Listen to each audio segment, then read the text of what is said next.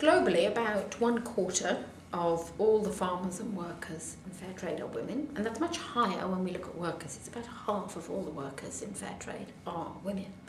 And it's one of the areas where we know we need to do more work. That, well, Fairtrade has really sought to empower smallholders and workers. We know we have to go that extra mile if we're going to reach the women. That very often among cooperatives, it's the man who holds the rights to the land. It's the man who makes sure he's getting the income when they sell their crop for cash. And yet, of course, we know it's very often the woman who's doing all the work day to day on the farm, as well as looking after the children and looking after the household.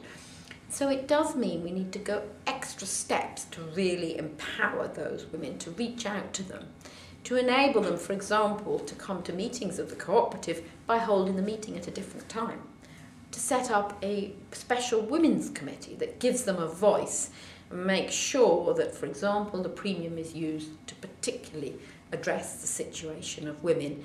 And very often, of course, when women are in charge of the premium, they put the needs of their children first. They always want to invest back in education, for example, making sure that their children can have a better future. And we've got some wonderful examples to build on. Incredibly strong, empowered women, leading strong cooperatives, leading national networks.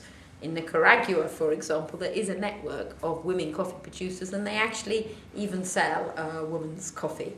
A wonderful example of really women taking the lead and tackling the problems in their communities themselves. And it's that best practice that we want to build on throughout the fair trade movement, step by step, enabling women to overcome, of course, centuries of being oppressed.